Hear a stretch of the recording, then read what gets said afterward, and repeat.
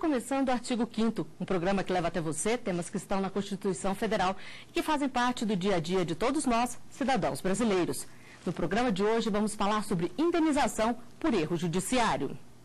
O artigo 5º determina que o Estado é responsável por indenizar o condenado por erro judiciário e também o preso que ficar além do tempo definido na sentença.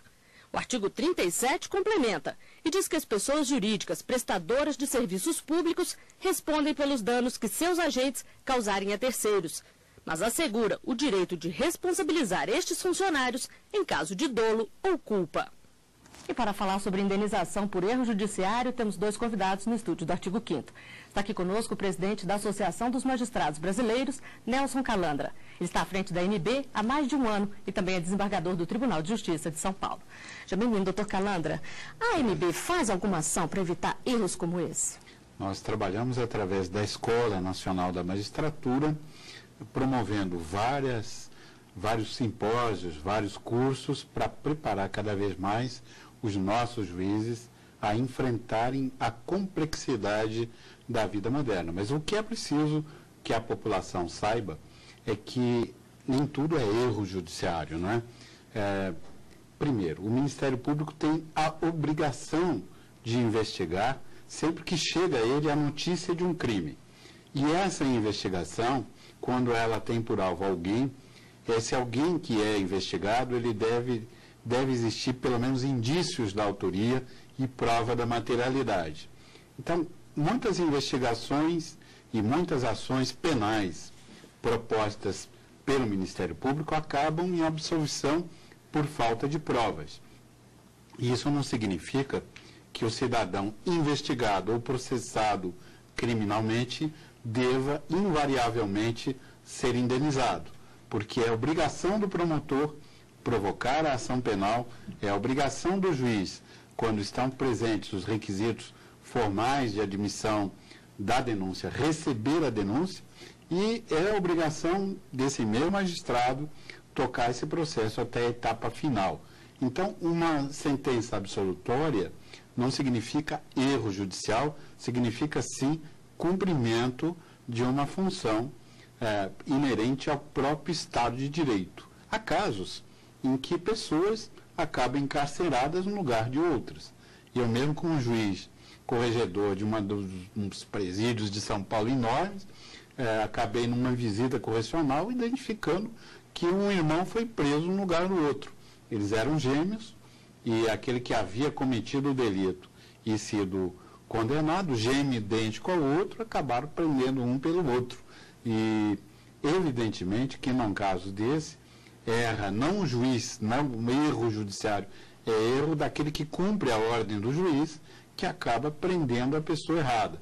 Isso gera uma indenização para a pessoa, né, que foi vítima desse erro por parte dos agentes penitenciários que detiveram, e da polícia que detiveram um réu no lugar do outro. Também está aqui conosco o advogado criminalista Eduardo Toledo. Ele é conselheiro da Ordem dos Advogados do Brasil, no Distrito Federal, e autor de vários artigos, além de palestrante em Direito Penal e Processo Penal. Já bem-vindo, doutor Eduardo. Quais são os casos de erro judiciário mais comuns? Nós precisamos compreender que a máquina judiciária, na questão de persecução penal, ela é composta da Polícia Judiciária, do Ministério Público e do juiz. Neste contexto, a gente entende que o maior problema hoje é uma mudança da mentalidade das autoridades de persecução penal. Porque quando o artigo 5º, inciso 75 da Constituição, diz que o Estado é obrigado a reparar o erro judicial, bem como o tempo prolongado a maior que aquela pessoa que ficou detida deve indenizar, essa é apenas uma matriz, mas não extingue a responsabilidade do Estado no que diz respeito a outras responsabilidades, tais como uma prisão cautelar quando o acusado venha a ser considerado inocente. Hoje, para se ter uma ideia, no direito brasileiro, embora a Constituição Federal estabeleça que a prisão cautelar é medida de exceção no direito brasileiro, nós temos, dentro do sistema penitenciário, quase a metade de presos cautelares e a outra metade cumprindo pena. Ou seja, a exceção que a Constituição estabeleceu, hoje vem se tornando regra. E se prevalecer esse índice de proporção, daqui a 5 anos nós vamos ter mais presos cautelares do que pessoas cumprindo pena. Isso efetivamente não pode mais se prolongar. Há necessidade de haver uma mudança de mentalidade. Vejam que recentemente foi editada a Lei 12.403, que possibilita ao magistrado não só utilizar da prisão cautelar, mas há outras medidas restritivas, não privativas de liberdade, e o que nós temos visto nesses primeiros meses é que essa lei acaba sendo letra morta, de pouca utilização.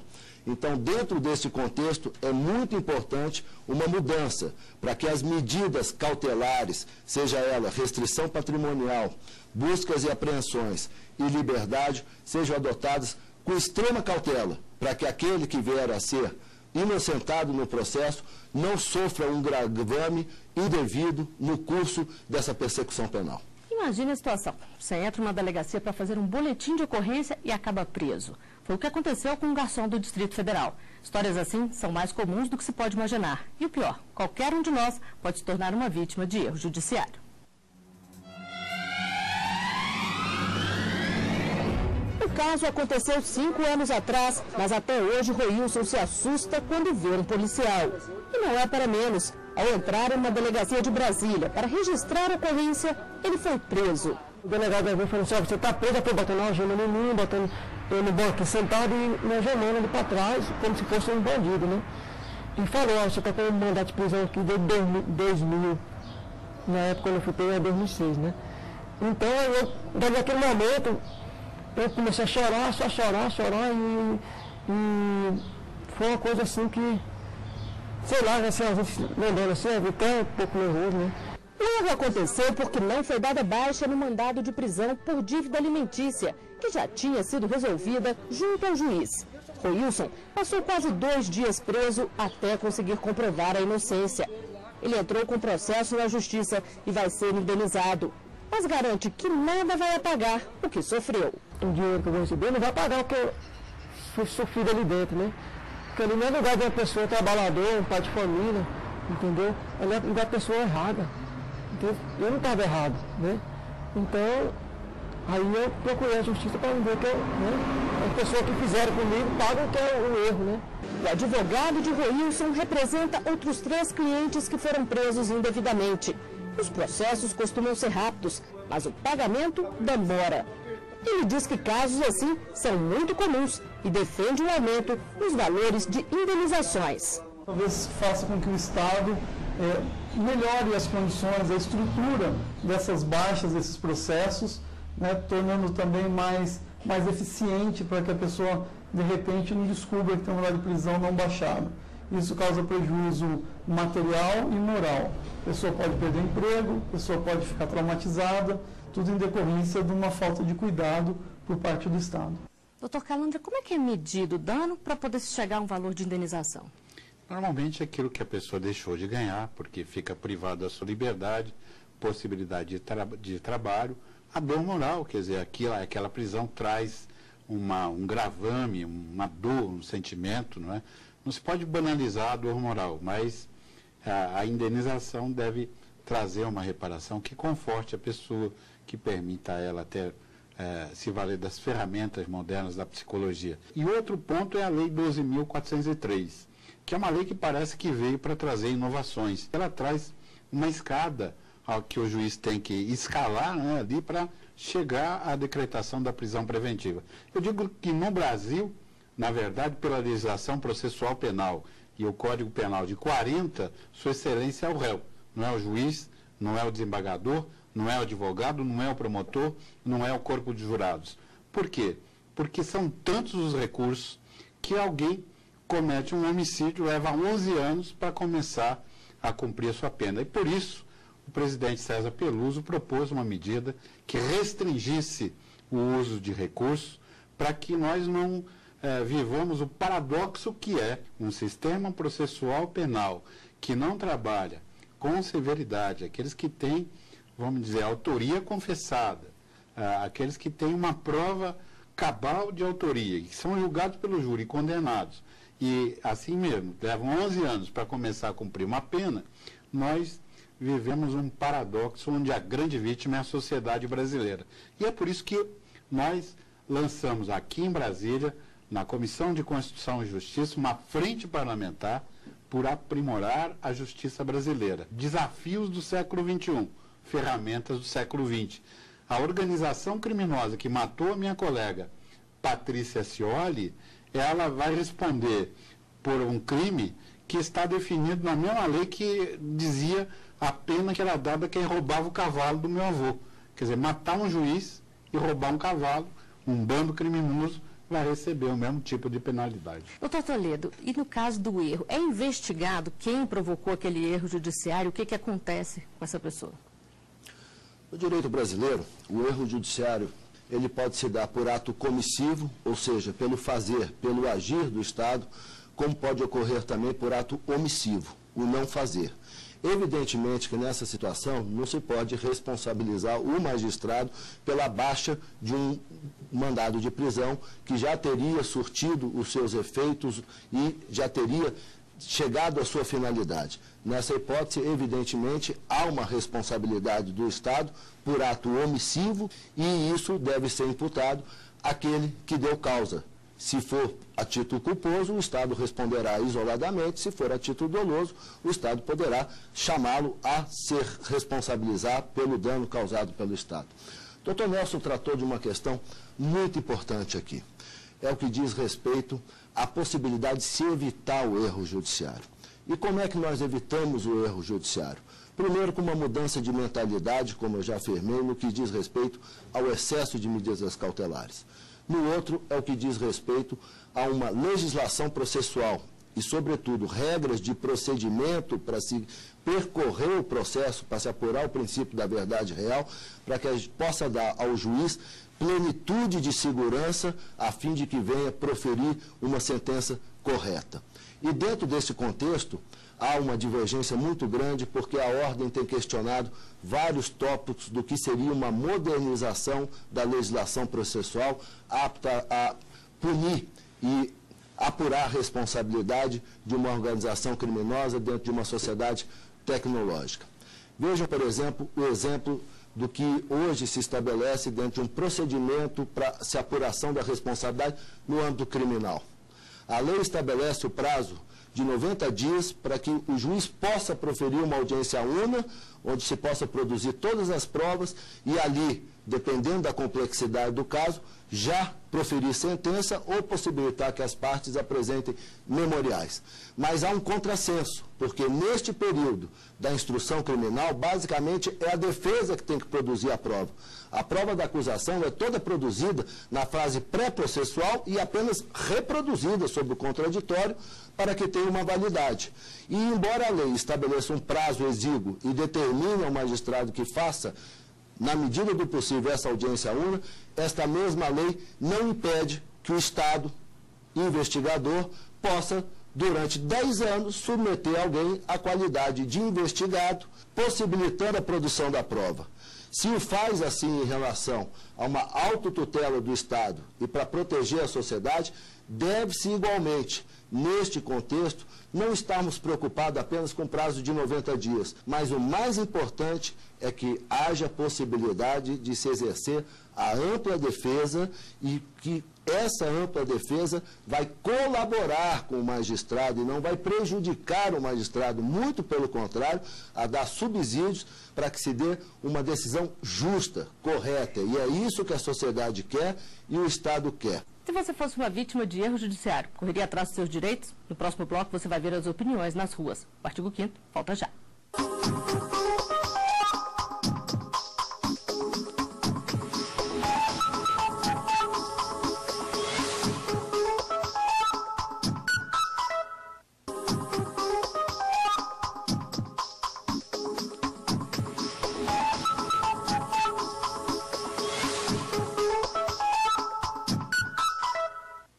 Estamos de volta com o artigo 5º. Os nossos convidados de hoje são o advogado criminalista Eduardo Toledo e o presidente da Associação dos Magistrados Brasileiros, Nelson Calandra. No programa de hoje estamos falando sobre indenização por erro judiciário. Em agosto de 2008, o Conselho Nacional de Justiça criou o Mutirão Carcerário.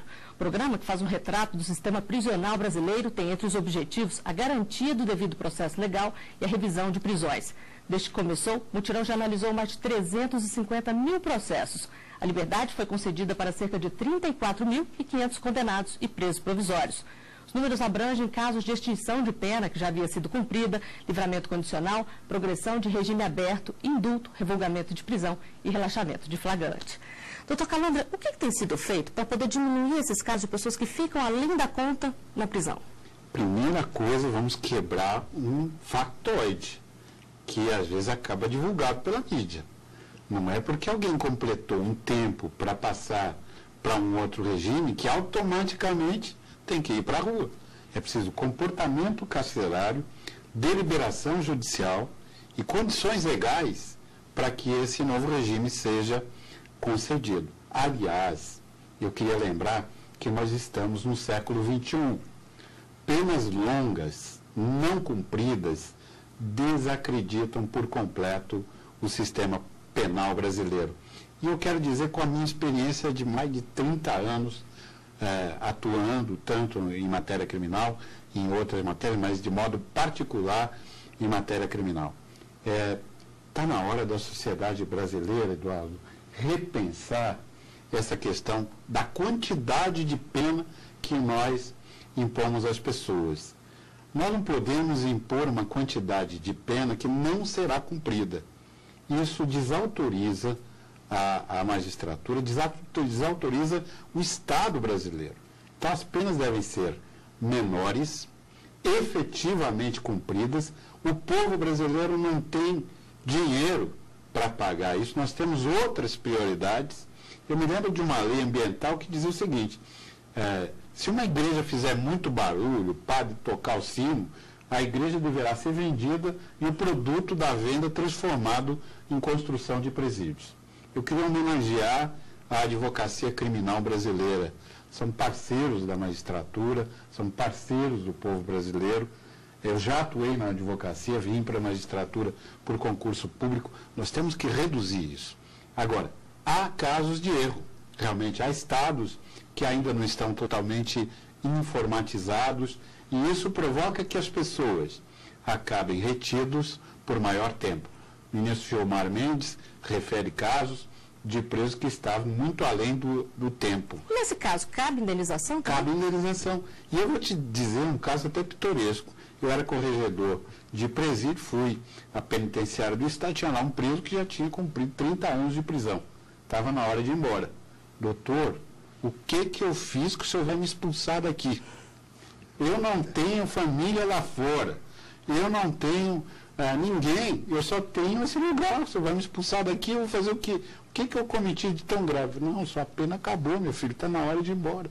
E ele, não, eu daqui não saio. Se o senhor me botar na rua, eu vou matar alguém para voltar para cá. Não é?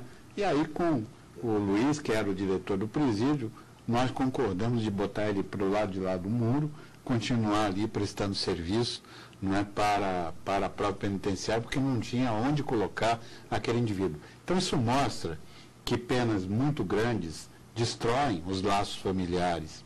Nós temos que olhar de onde vem o preso, o problema que está gerado naquela família, preparar aquela família para não produzir mais presos. Mas eu queria dizer a você que foi vítima, que ficou além do tempo numa prisão.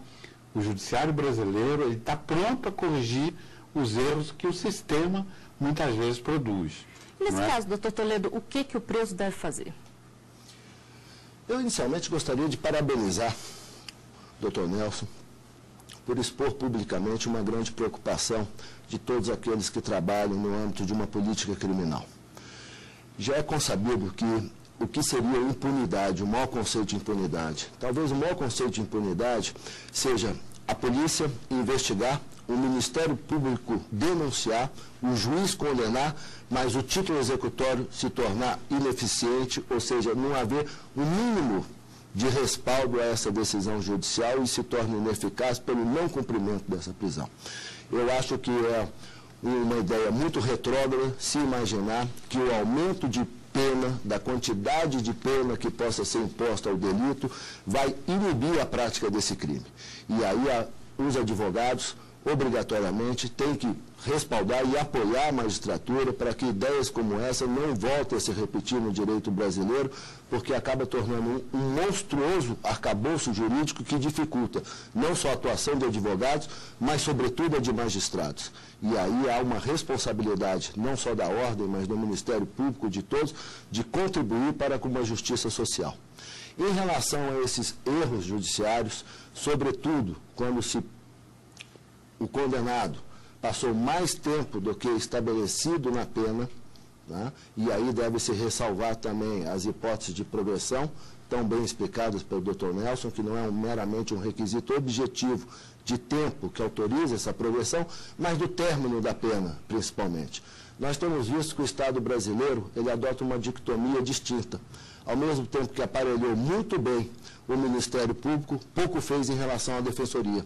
E isso vem dificultando muito o trabalho daqueles e vem causando essas situações esdrúxulas, porque não é só o prejuízo que causa aquele cidadão, que é enorme, imensurável de ter ficado mais tempo preso do que aquele, mas há um prejuízo para o Estado, propriamente dito, porque o Estado arca com todo um custo de manutenção de um preso, que é altíssimo, e impossibilita, inclusive, que se abra novas vagas diante do déficit carcerário que nós vivemos no Brasil.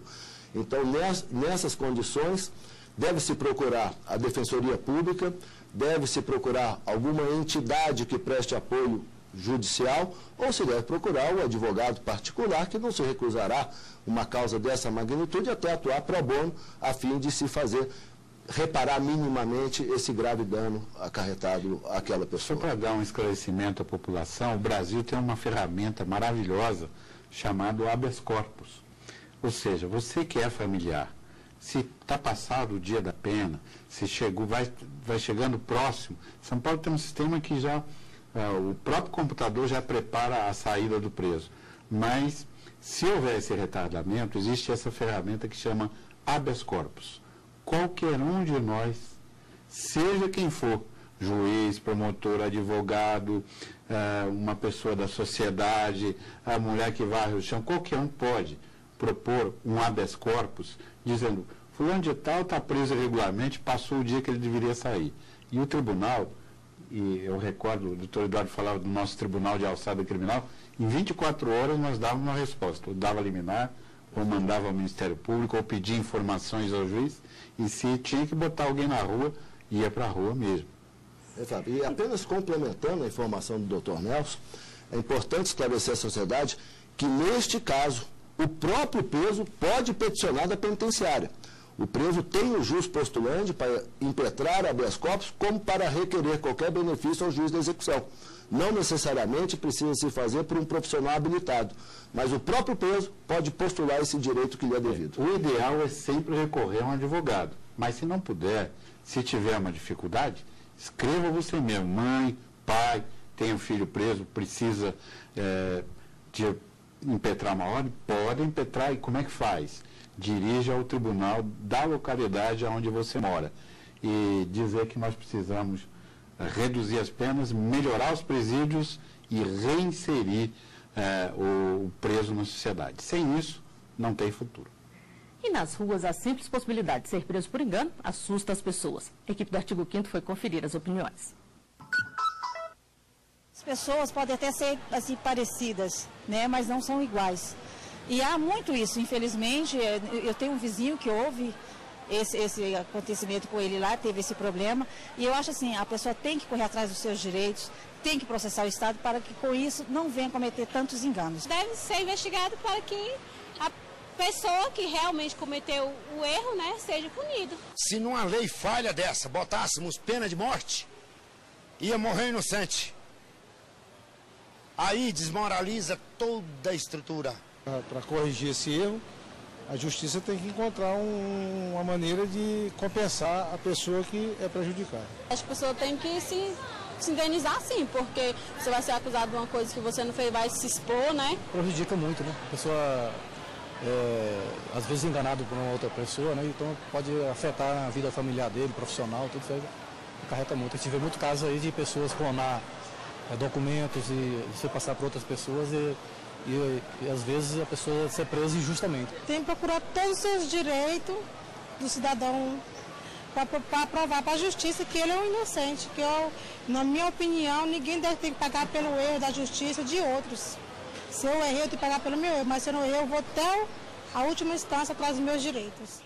Doutor Toledo, existe alguma forma da gente se prevenir para não ser vítima de uma clonagem ou perder o documento, por exemplo? Olha, sem dúvida nenhuma.